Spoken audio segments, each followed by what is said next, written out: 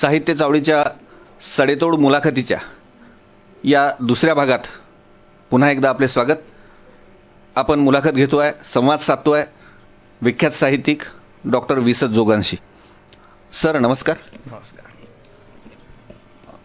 मार्क्सवाद, समाजकारण, राजकारण, स्वातंत्र्यवीर सावरकर यावर पहिल्या भागात बरीच चर्चा झाली. त्या अनुषंगाने पुढचा प्रश्न घेतो. सावरकर आंबेडकर हा ग्रंथ आपण लिहिला. हे दोघं तसे म्हटले तर वैचारिक विरोधक. यांच्यात काय साम्य जाणवलं आपल्याला? दोघेही बुद्धिप्रामाण्यवादी आहेत, अंधश्रद्धा न मानणारे आहेत, भांडवलशाहीचे विरोधक आहेत. मुख्य म्हणजे दलितांच्या प्रश्नाबद्दलची भूमिका दोघांचीही एकमेकांना पूरक आहे. दुर्दैवाने आपल्याकडे होतं काय की आंबेडकरवाद्यांमधला काही लोक किंवा एखादा गट हा सावरकर न वाचता सावरकरांबद्दल मनात अढी बाळगून असतो. वास्तविक सावरकरांचं अस्पृश्योद्धाराचं कार्य, सावरकरांचा शब्द अस्पृश्य नाही आहेत, त्यांचा शब्द आहे पूर्वास्पृश्य. म्हणजे सावरकर शब्द वापरण्यात देखील अतिशय धन्वंतरीच होते. एक प्रकारे शब्द धन्वंतरी म्हणता येईल आहे. पूर्वास्पृश्य ती भूमिका सावरकरांची आणि आंबेडकरांची आक्रमक भूमिका होती. सावरकरांनी एका ठिकाणी, मी तुम्हाला आठवण सांगतो, माझ्या पुस्तकात मी दिलेलं आहे की एका कार्यक्रमात आंबेडकर हे प्रमुख अतिथी आणि सावरकर अध्यक्ष असं योजलं होतं. आणि ते आंबेडकर, आपण आज आंबेडकर नाही, त्या पूर्वास्पृश्यांच्या एका परिषदेच्या आयोजकांनी असं केलं होतं. दुर्दैवाने त्याच वेळेला त्याच दिवशी आंबेडकरांना कुठेतरी बाहेरगावी जावं लागलं. बाबासाहेब येऊ शकले नाहीत. त्या कार्यक्रमात लिखित आहे सगळे. आणि हे आंबेडकरवाद्यांनी, म्हणजे हे आंबेडकरवाद्यांनीही पुन्हा पुन्हा वाचलं पाहिजे, स्वतःला तपासलं पाहिजे. सावरकरांवर आपण कशी टीका करतो, आणि सावरकरवादी असून प्रतिगामी असणाऱ्यांनी हे वाचलं पाहिजे, पुन्हा पुन्हा वाचलं पाहिजे.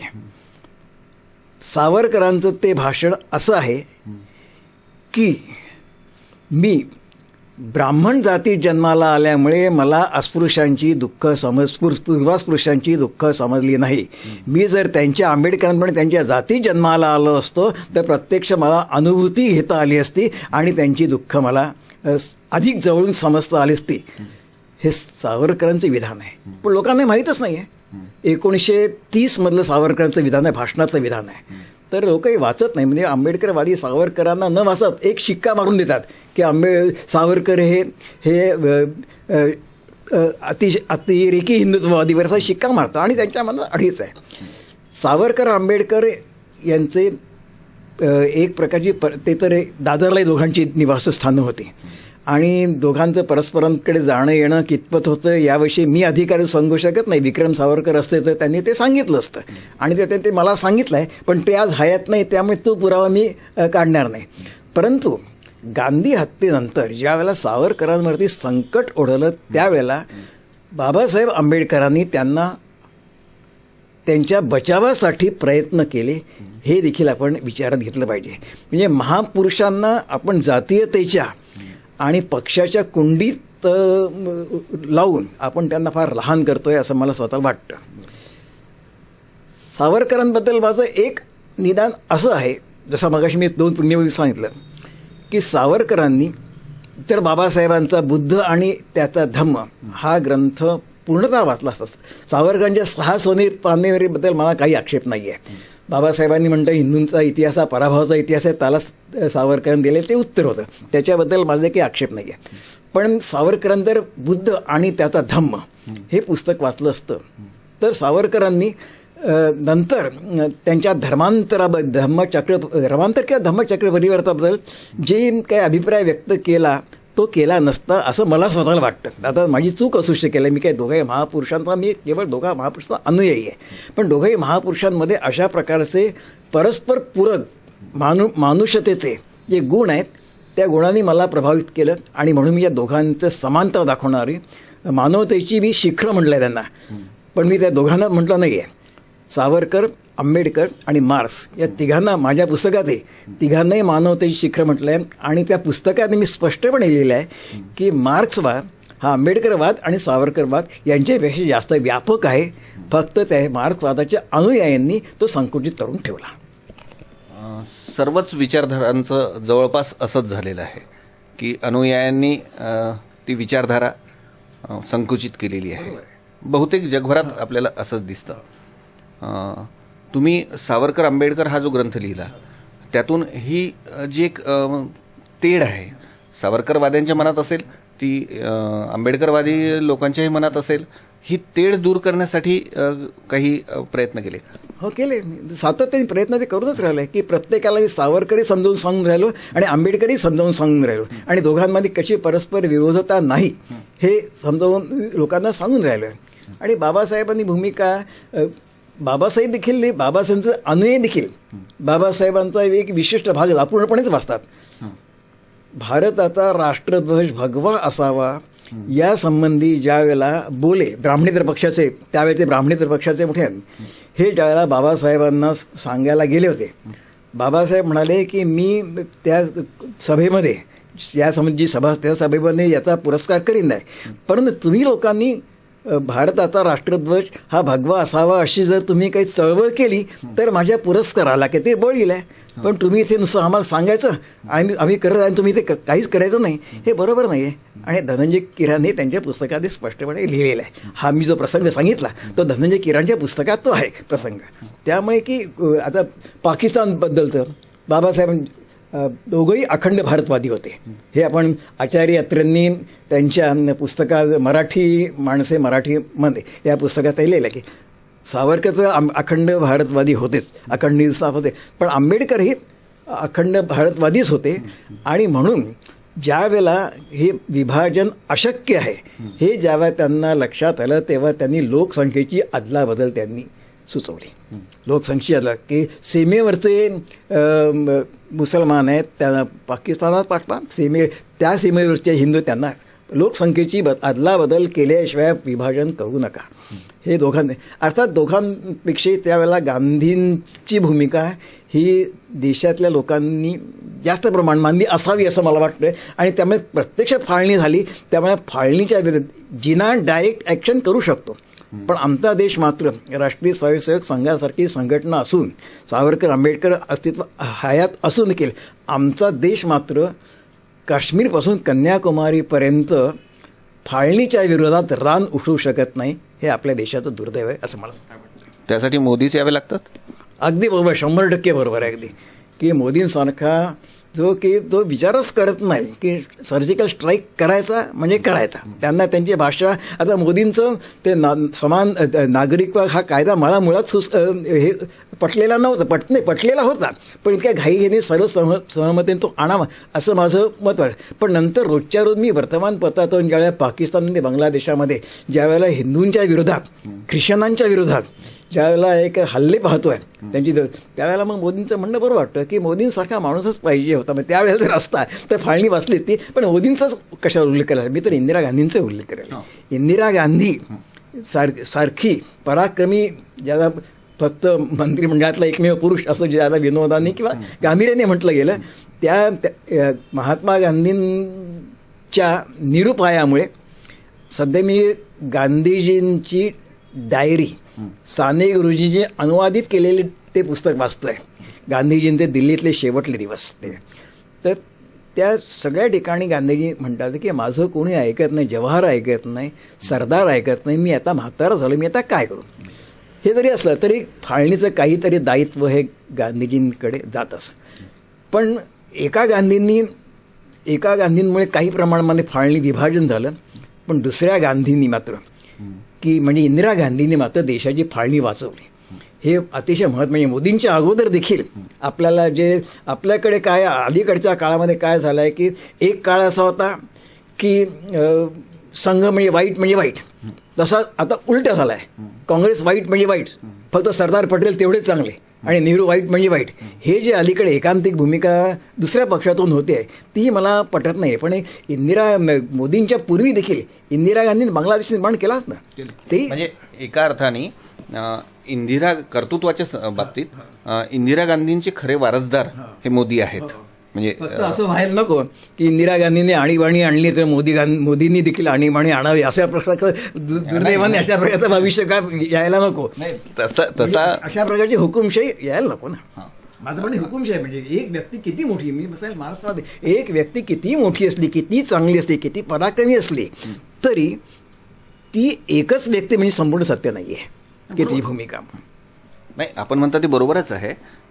आपण सावरकर आंबेडकरांकडे होतो तरी हा विषय आपण पूर्ण करू थोडासा, की आपण गांधीजींचा उल्लेख केला आणि आधीच्या राजकारणाचाही त्या अनुषंगाने उल्लेख केला.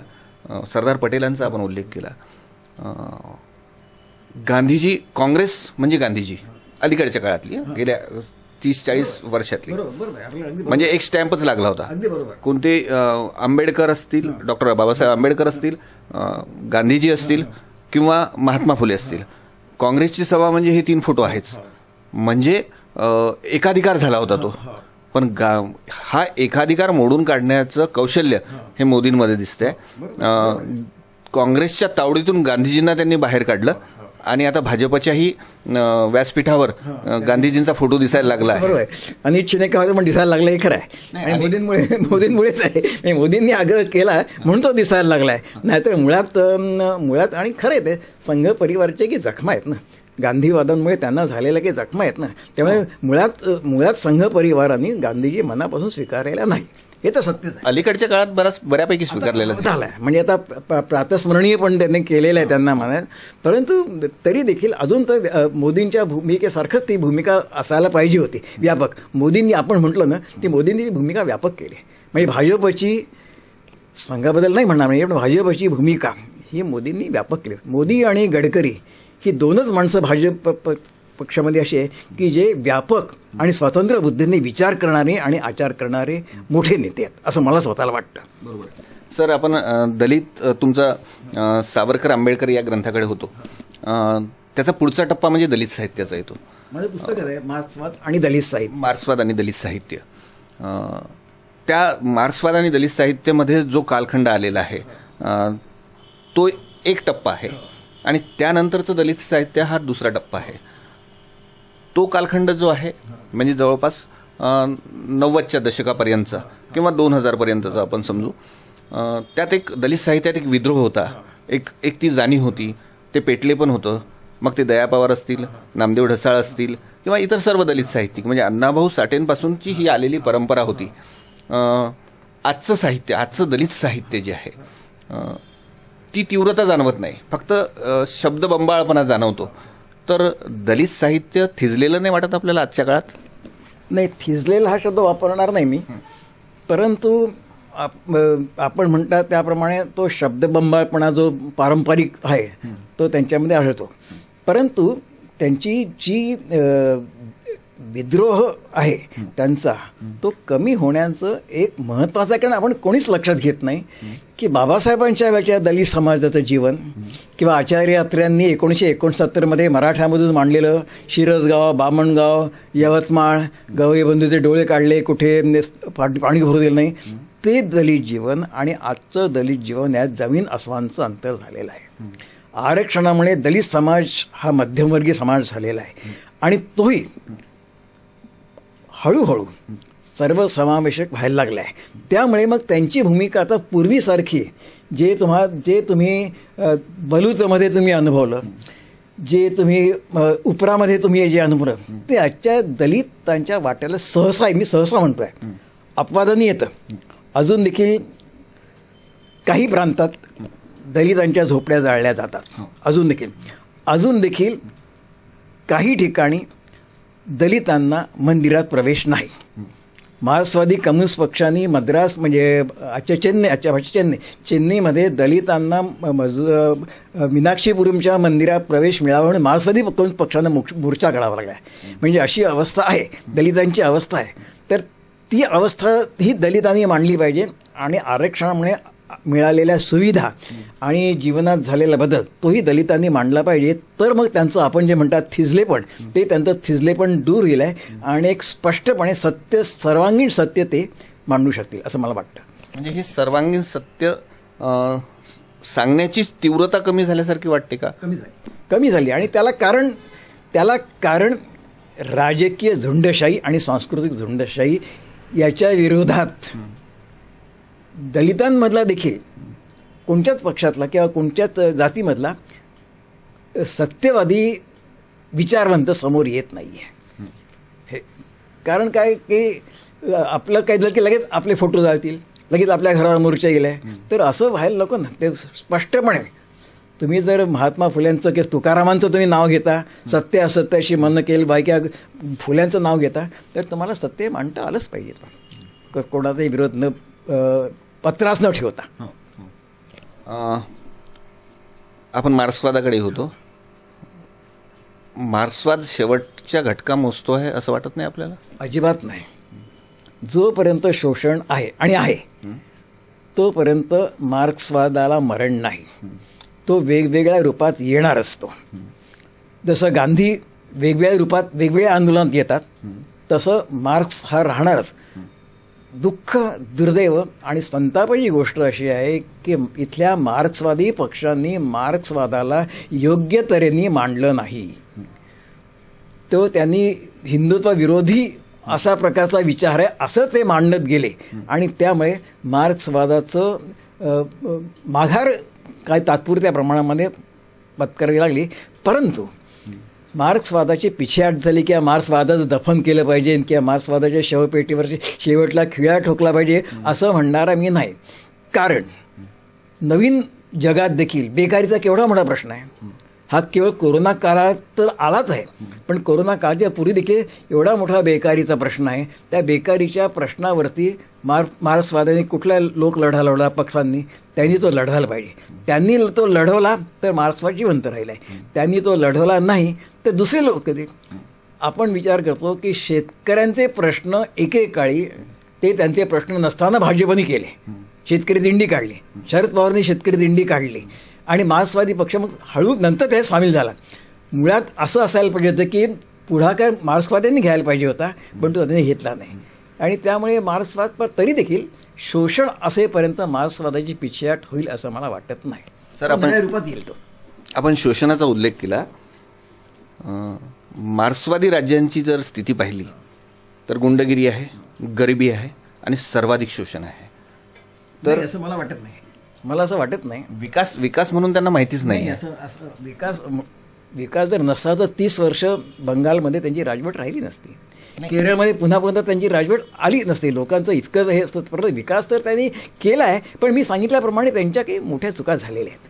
नाही, मग त्याच बंगालमध्ये आता त्यांना थारा नाही आहे अशी अवस्था झाली आहे. सध्याची स्थिती अशी दिसते आहे आणि साधारणपणे कम्युनिस्ट कार्यकर्ते पक्ष बदलत नाहीत, पण बंगालमध्ये पहिल्यांदा घटना घडत आहे की सामूहिक पातळीवरती कम्युनिस्ट पक्षाचे कार्यकर्ते भाजपमध्ये जात आहेत. तर याचं आपण म्हणतात ते बरोबर, याचं आत्मपरीक्षण हे तर कम्युनिस्टांनी केलंच पाहिजे. नाही, यात दोन भाग येतात सर. तुम्ही मार्क्सवादी विचारवंत आहात. विचारवंत आपली एक भूमिका मांडतो आणि तो मांडत असतो, सातत्याने मांडत आलेला आहे.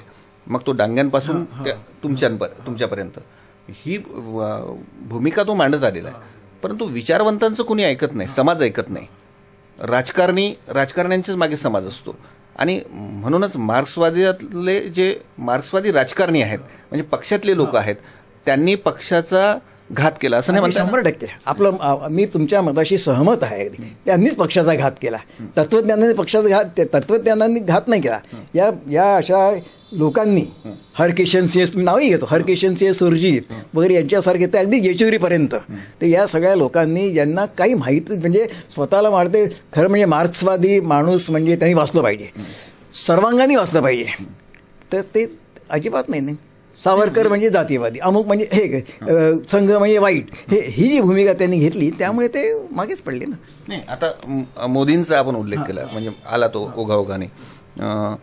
मोदींना विरोध करायचा म्हणजे काही करायचं, म्हणजे कुठलाही मुद्दा असो नसो, फक्त विरोध हेच त्यामागचं एक कारण आहे. बरोबर. आणि त्यातला सर्वात महत्त्वाचा मुद्दा जो 3-4 वर्षापूर्वी येऊन गेला आणि अलीकडे तो थोड्याफार प्रमाणात पुन्हा त्याला सुरुवात झालेली आहे, तो म्हणजे पुरस्कार वापसी. या पुरस्कार वापसीत काही तथ्य वाटते आपल्याला? काहीही तथ्य नाही. पुरस्कार घेऊन घ्यायचे, सगळे वापरायचे, सगळं मान सन्मान स्वीकारायचे आणि एक नाटक म्हणून करायचे.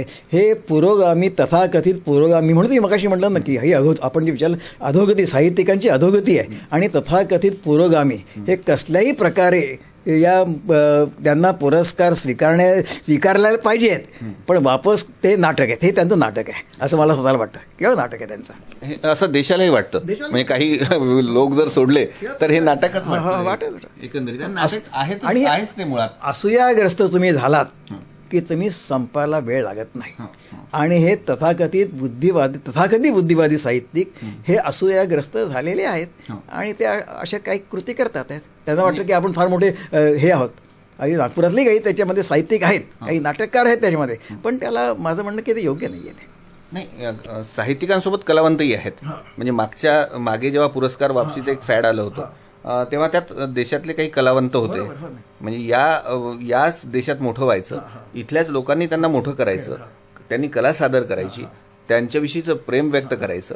आणि वेळ पडली की त्यांना या देशात राहण्याची भीती वाटते. हे कसं काय? नाही, ते चुकच आहे त्यांचं. त्याची भूमिका त्यांची सगळी चूक आहे. मार्क्सवादामध्ये थिसिस, अँटीथिसिस आणि सिनथिसिस अशा प्रकारचं आहे. वाद, प्रतिवाद आणि नंतर सुसंवाद. ही भूमिका हे तथाकथित पुरोगामी हे मुळी स्वीकारतच नाही आहे. आणि अशा प्रकारचे एक व्यक्तीला लक्ष्य करून ते जे करतात आहेत त्याच्याशी मी सहमत नाही आहे. परंतु मी म्हटल्याप्रमाणे मार्क्सवाद दुसरी बाजू होतं. एखादी व्यक्ती हट्ट धरत असेल आहे, हुकुमशाही आणत असेल आहे, भांडवलदारांना मागल्या दारांनी मदत करत असेल आहे, तर त्याच्याविरुद्धही बुद्धिजीवींनी, मग तो कोणत्याही पक्षाचा असो, आवाज उठवणं आवश्यक आहे. तशी गांधींची, सावरकरांची, आंबेडकरांची व्यक्तिपूजा आणि विभूतीपूजा मला मान्य नाही, तशी मोदींची व्यक्तिपूजा आणि विभूतीपूजा मला स्वतःला मान्य नाही. इतर कोणाला मान्य असेल तर बरोबर आहे. हे कुठल्याही साहित्यिकाला, कलावंताला हे मान्य होणार नाही.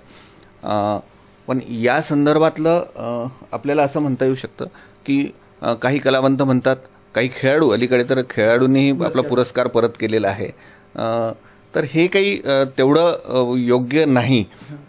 असंच योग्य नाही. तसंच शेतकऱ्यांच्या आंदोलनाबद्दलही सारासार बुद्धीने विचार करण्याची देखील आवश्यकता आहे. त्यांचं सगळंच चूक आहे असं मी म्हणणार नाही. शेतकऱ्यांनी केलेलं मागे काही श्रीमंत फक्त पंजाबपुरतंच हे आंदोलन आहे सध्या तरी. पंजाब आणि हरियाणाचा काही भाग, देशभर हे आंदोलन पसरलं नाही आहे. याचा अर्थ देशभरातल्या सगळ्या शेतकऱ्यांना हा तिन्ही विधेयक पूर्णतः मान्य आहेत असं नाही. अमान्य आहेत असंही होणार नाही. अमान्य नाहीत. त्यांना फक्त आपली सुरक्षा पाहिजे. त्यांना विशेषतः ते हा नवीन प्रश्न झाला, परंतु त्यांना सुरक्षा तेवढीच पाहिजे. ते बोलायला देखील तयार. त्यांना सुरक्षा एवढीच पाहिजे की आम्हाला कृषी उत्पन्न बाजार समिती ही तुम्ही लिहून द्या ना, तुम्ही लिहून द्या, कृषी उत्पन्न बाजार समिती आम्ही नाहीशी करणार नाही, आम्ही किमान आधारभाव आम्ही देऊ. शेतीबद्दल माझा विरोध नाही आहे. कारण आपण काल नितीन गडकरींनी म्हटल्याप्रमाणे कॉन्ट्रॅक्ट शेती आपल्या देशात ठेक्याने म्हणजे कॉन्ट्रॅक्ट शेती. त्याबद्दल बोला. कृषी उत्पन्न बाजार समिती ज्याचा आपण उल्लेख केला, हे सर्वात मोठं भ्रष्टाचाराचं कुरण आहे. मला असं वाटत नाही. मला स्वतःला वाटत नाही. याचं कारण काही मी 16 वर्ष शेती केली आहे आणि त्या सगळे भाग पाहिले आहे की भ्रष्टाचारच कुरण नाही येते. त्याच्यामध्ये पुन्हा हेच आहे, त्याच्यामध्ये भ्रष्टाचार न करता त्यामध्ये शोषण किंवा थोडीशी लुबाडणूक होत असेल आहे. पण भ्रष्टाचार आज शेतकऱ्यांना त्यांचा माल विकायला एक साधन, तुम्हाला एक जागा मिळते, तुम्हाला शेतकऱ्यांनी त्याचा माल विकायला त्याचा भाव मिळते, त्यांना मला सुरक्षित जागा मिळते तुम्हाला. त्यासाठी जागेपेक्षा ऑनलाईन सगळी व्यवस्था केलेली आहे ना. आणि परवा तर मी यांची मुलाखत ऐकली. चांगला ऑनलाईन व्यवस्था केली, पण म्हणून कृषी उत्पन्न बाजार समिती रद्द करा हे योग्य नाही ना. रद्द करण्यामागचा हेतू कदाचित सरकारचा असा असावा की हा जो भ्रष्टाचार आहे किंवा इथून जे राजकारण होतं देशभर, भ्रष्टाचार नाही म्हणणार. कृषी उत्पन्न बाजार समिती भ्रष्टाचार नाही आहे, हा आपणच राजकारणाचा आखाडा पण आहे ना एक. ते आता राजकारणाचा आखाडा तर काय कोणता नाही आहे. राजकारणाचा आखाडा आहे, बँका राजकारणाचा आखाडा आहे, सहकारी बँका राजकारणाचा आखाडा आहे. म्हणून सहकारी बँका आपण हे करणार आहोत का, बंद करणार आहोत का आपण? तर राजकारणाचे आखाडे तर सगळ्याच ठिकाणी राजकारण तर सगळ्याच ठिकाणी असतं. पण म्हणून ते जे एक तुम्हाला शेतकऱ्यांना सुविधा देऊन राहिलेले आहे आणि निदान तुम्ही एवढं तर मान्य करा की किमान आधारभूत आम्ही देतो. तुम्ही जर त्यांना भांडवलदारांच्या दावणीला जर या शेतकऱ्यांनी बांधत असाल तर ते कुठला शेतकरी मान्य करेल असं मला वाटत नाही आहे. म्हणजे या दोन्हीकडून फसवा प्रचार आहे. एकीकडे त्या आंदोलनामध्ये काही राष्ट्रविरोधी शक्ती घुसल्यात हे सत्य आहे. पण एका शेतकरी नेत्याने म्हटलं असे शक्ती कोणत्या आहेत आम्हाला दाखवा, आम्ही त्यांना बाजूला काढतो. हा एक भाग झाला की त्या शक्तींवरती आपण हे केलं. पण दुसरीकडे की तुमच्याही काही मी म्हणेन ते सर्व होणार हे नाही चालत. तुम्ही सगळे आज भारतीय जनता पक्षाची कामगार संघटना या देखील विरोध करतात आहेत ना. तो आवाज क्षीण असेल आहे पण त्या देखील भारतीय जनता पक्षाच्या आर्थिक धोरणाला विरोध करतात आहेत. संघ परिवार एक प्रकारे दुबळा होत चालले. दुःख आहे ते, हे माझं दुःख आहे, ते देशाचं दुःख आहे. पण मला असं वाटतं की आजचा संघ परिवार उद्या, हा संघ परिवार जो सध्या निष्क्रिय झालेला आहे तो संघ परिवार उद्या गांधीजींच्या सर्वोदय परिवारासारखा कर्तृत्व शून्य होईल की काय ही भीती वाटते. एका व्यक्तीच्या समोर तुम्ही तुमचा आवाज दाखवू शकत नाही.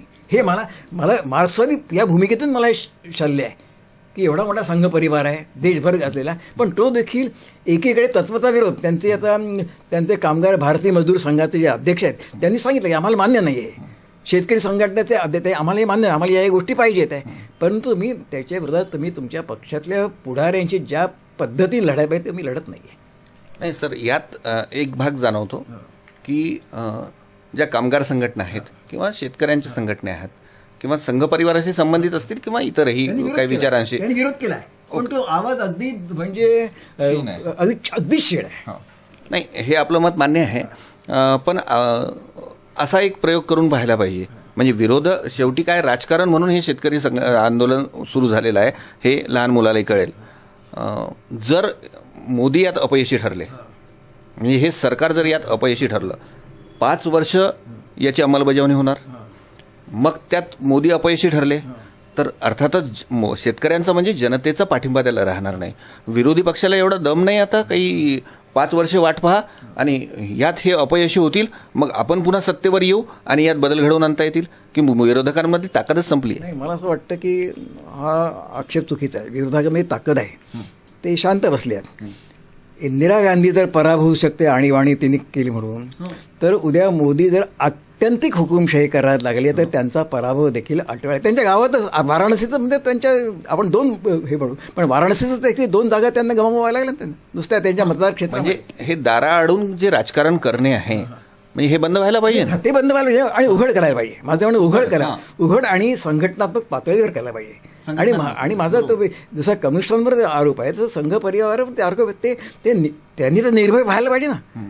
त्यांच्या ठिकाणी तर अशी हुकुमशाही असायला नको त्यांनी तर हे करायला पाहिजे, त्यात हे पुढाकार घ्यायला पाहिजे. फार मोठ्या गटाचं असं मत आहे की जसं पुरस्कार वापसी हे एक फक्त मोदींच्या विरोधातलं षडयंत्र होतं आहे, तसंच शेतकरी आंदोलन सुद्धा हा त्याचाच भाजप म्हणू आपण त्याला. तर हे शेतकऱ्यांचं आंदोलन सुद्धा फक्त भाजपला विरोध किंवा सरकारला विरोध यासाठीच सुरू झालेलं आहे. पण भाजपच्या शेतकरी संघटना त्या सामील काय झाल्या? भाजपच्या शेतकरी संघटनेत भाजपला विरोध असता तर किंवा मोदींना विरोध असता तर त्यांनी थोड्या प्रमाणात का होईना आवाज का उठवला शेतकरी संघटनांनी? किसान काही दोष एखादा दुसरा असू शकतो, मला तेच म्हणायचं. एखादा दुसरा.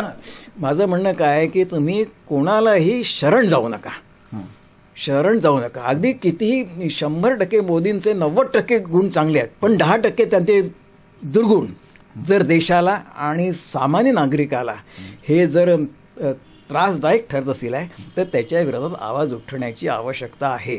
आज म्हणजे मला गडकरींचंही आश्चर्य वाटतं. खरं मग गडकरींची भूमिका अगदी वेगळी आहे या सगळ्या प्रश्नावरती, परंतु तरी देखील मला आश्चर्य म्हणजे काँग्रेसमध्ये जे एकेकाळी इंदिरा गांधींच्या विरोधात बोलायला कोणी तयार नव्हतं तशी परिस्थिती भाजपमध्ये येता कामा नये हे मी भाजपचा हितचिंतक म्हणून म्हणतोय. ही तुमची भूमिका बरोबर आहे. पण जसं आपण पुरस्कार वापसीच्या वेळी पाहिलं की मोदी म्हणजे एक अत्याचारी असं असं असं हे होतं.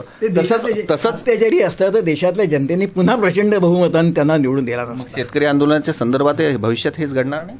आता ते पाहून आपण त्याच्या प्रतीक्षा करू. म्हणजे मला तर असं वाटतं, तुम्ही तुमची प्रतिक्रिया द्या त्यावर, सडेतोडपणे द्या, की जी अवस्था पुरस्कार वापसी करणाऱ्यांची झाली किंवा त्या विचारधारेची झाली तशीच या शेतकरी आंदोलनाची होईल. नाही, शेतकरी आंदोलनाची समजा त्या नेत्यांची, म्हणजे शेतकऱ्यांची नाही, शेतकरी आंदोलनाची समजा अशी अवस्था झाली, परंतु त्यामुळे शेतकऱ्यांचे जे प्रश्न आहेत तेच दबून गेले तर त्याचं मला दुःख होईल आहे.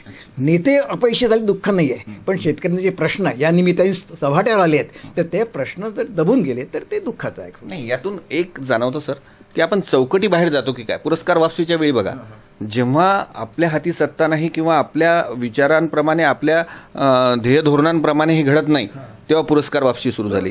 शेतकऱ्यांचं आंदोलन हे आपल्याला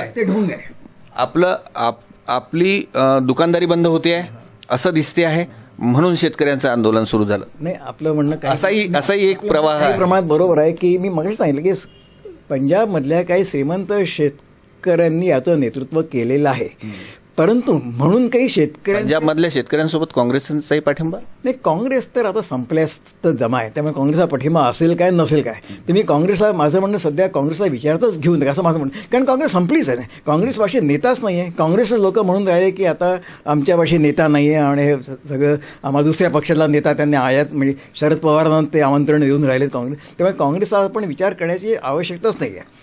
आपण विचार करतोय सामान्य जनतेच्या, सामान्य शेतकऱ्यांचा विचार करतोय. शेतकऱ्यांना जे सुरक्षितता आजपर्यंत होती ती सुरक्षितता जर धोक्यात आली, म्हणजे आंदोलनाचं अपयश, म्हणजे नेते अपयशी झाले तर काही बिघडत नाही, स्वार्थी नेते अपयशी झाले तर काही बिघडत नाही, श्रीमंत शेतकरी अपयशी झाले तरी काही बिघडत नाही, परंतु सामान्य शेतकरी त्या निमित्ताने जर अदानींनी आत्ताच कालच्या वर्तमानपत्रामध्ये बातमी आली की अदानींनी कित्येक आत्तापासून प्रकल्प सुरू केलेले आहेत त्यांच्या जमिनी गोळ करताचा. आता हाच युक्तिवाद आपण केल्या तशाच प्रकारचा युक्तिवाद भूधारणा विधेयकासंदर्भात देखील होता, पण देशभर संघ परिवारासकट सगळ्यांनी विरोध केला. त्यांना ते विधेयक मागे घ्यावं लागलं. हे विधेयक मागे घेऊ की नाही, पण या विधेयकात सुधारणा, तुम्ही सरकार एका बाजूला दूरदर्शन बोलतं की आम्ही सुधारणा करायला तयार आहोत, प्रत्यक्षात ते करत नाही ना.